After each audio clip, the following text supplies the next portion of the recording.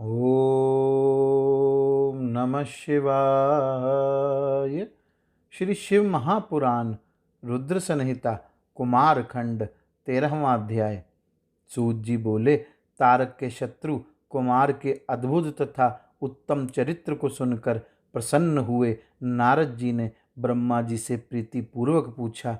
नारद जी बोले, हे देवदेव, हे प्रजानाथ, हे शिव ज्ञान निधे, मैंने आपसे कार्तिकेय का अमृत से भी उत्तम चरित्र सुना। अब मैं गणेश जी का उत्तम चरित्र सुनना चाहता हूँ।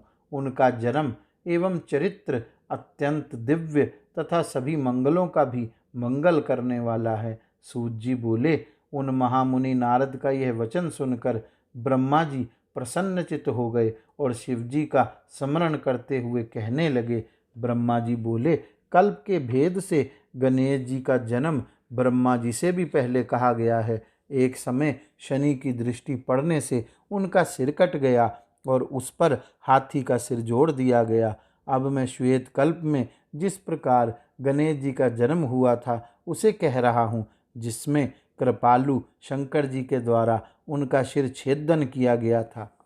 हे मुने, शंकर जी सृष्टिकर्ता हैं, इस विषय में संदेह नहीं करना चाहिए। वे सबके स्वामी हैं। वे शिव सगुण होते हुए भी निर्गुण हैं। हे मुनि श्रेष्ठ, उनकी लीला से ही इस विश्व का सृजन, पालन तथा संहार होता है। अब आदर पूर्वक प्रस्तुत चरित्र सुनिए। शिव जी के विवाह के उपरांत कैलाश चले जाने पर कुछ समय के बाद गणेश जी का जन्म हुआ।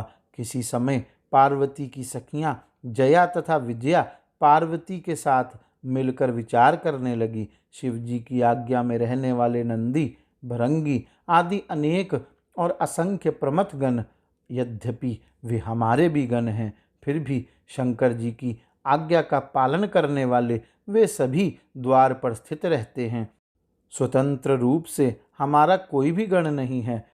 यद्यपि वे सब हमारे भी हैं, किंतु हमारा मन उनसे नहीं मिलता। इसलिए हे अनघे, हमारा भी कोई स्वतंत्र गण होना चाहिए। अतः आप ऐसे एक गण की रचना कीजिए। ब्रह्मा जी बोले, जब सखियों ने यह उत्तम वचन पार्वती से कहा, तब उन्होंने उसमें अपना हित मान लिया और वे वैसा करने का प्रयत्न करने लगी।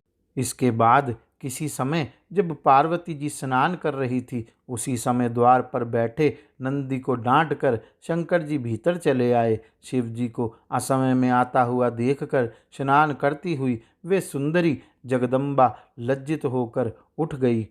उस समय अत्यंत कौतुक से युक्त पार्वती को सखियों के द्वारा कहा गया वह वचन अत्यंत हितकारी तथा सुखदायक प्रतीत हुआ। इसके बाद कुछ समय बीतने पर परमाया परमेश्वरी पार्वती ने मन में विचार किया कि मेरा भी कोई ऐसा सेवक होना चाहिए जो श्रेष्ठ हो तथा योग्य हो और मेरी आज्ञा के बिना रेखा मात्र भी इधर से उधर विचलित ना हो।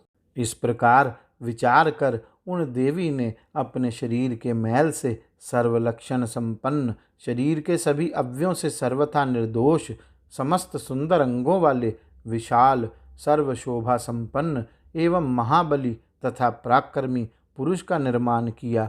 पार्वती जी ने उसे नाना प्रकार के वस्त्र, अनेक प्रकार के अलंकार तथा अनेक उत्तम आशीर्वाद देकर कहा, तुम मेरे पुत्र हो, तुम ही मेरे हो और यहाँ कोई दूसरा मेरा नहीं है। इस प्रकार कहे जाने पर उस पुरुष ने पार्वती को नमस्कार कर कहा। गणेश जी बोले, आपका क्या कार्य है? मैं आपके द्वारा आदिष्ट कार्य को पूरा करूँगा। तब उनके द्वारा इस प्रकार कहे जाने पर पार्वती ने पुत्र से कहा। शिवा बोली, हे तात, मेरे वचन को सुनो। तुम आज मेरे द्वारपाल बनो। तुम मेरे पुत्र हो, केवल तुम ही मेरे हो, तुम्हारे अतिरिक्त यहाँ मेरा कोई नहीं है। हे सतपुत्र, मेरी आज्ञा के बिना कोई भी मेरे घर के भीतर किसी प्रकार हट से भी ना जाने पाए। हे तात, यह मैंने तुमसे सत्य कह दिया। ब्रह्मा जी बोले, हे मुने, पार्वती जी ने इस प्रकार कहकर एक अत्यंत दृढ़ लाठी उसे दी और उस बालक के सुंदर रूप को देखकर वे हर्षित हो गई। उन्होंने प्रेम से उस पुत्र का मुख चूमकर उसका आलिंगन करके हाथ में लाठी लिए हुए उन गणेश को अपने द्वार पर नियुक्त कर दिया। हे तात, इस प्रकार वह महावीर देवी पुत्री गण पार्वती माता की रक्षा के लिए हाथ में लाठी लिए हुए द्वार पर पहरा देने लगा। एक समय अपने पुत्र उन गणेश्वर को द्वार पर नियुक्त कर वे पार्वती सखियों के साथ स्नान करने लगी। हे मुनि श्रेष्ठ, इसी समय परम कौतुकी तथा अनेक प्रकार की लीलाएं करने में प्रवीण वे शिवजी भी द्वार पर आ पहुँचे।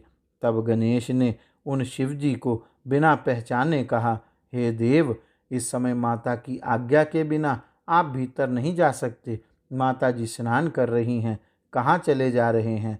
इस समय यहाँ से चले जाइए। इस प्रकार कहकर गणेश ने उन्हें रोकने के लिए अपनी लाठी उठा ली। उसे देखकर शिवजी बोले, हे मूर्ख, तुम किसे मना कर रहे हो? हे दुर्बुद्धे, तुम मुझे नहीं जानते, मैं शिव हूँ, कोई दूसरा नहीं। इस पर गणेश जी ने लाठी से शिवजी पर प्रहार किया। तब बहुत लीला करने वाले शिवजी ने कुपित होकर पुत्र से कहा। शिवजी बोले, हे बालक, तुम मूर्ख हो, तुम मुझे नहीं जानते हो, मैं पार्वती का पति शिव हूँ। हे बालक, मैं तो अपने ही घर जा रहा हूँ, तुम मुझे मना क्यों करते हो? ब्रह्मा जी बोले, हे विप्र, ऐसा कह घर में प्रवेश करते हुए उन शंकर जी पर गणनायक गणेश ने क्रोध करते हुए पुनः डंडे से प्रहार किया। तब अत्यंत कुपित हुए शिव जी ने अपने गणों को आज्ञा दी, हे गणों, देखो यह कौन है और यहाँ क्या कर रहा है? ऐसा कहकर लोकाचार में तत्पर रहने वाले तथा अनेक अद्भुत लीलाएं करने वाले शिवजी महाक्रोध में भरकर घर के बाहर ही स्थित रहे।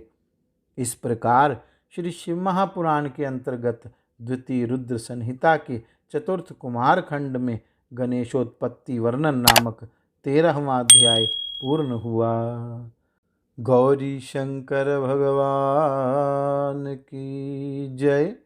ओम नमः शिवाय।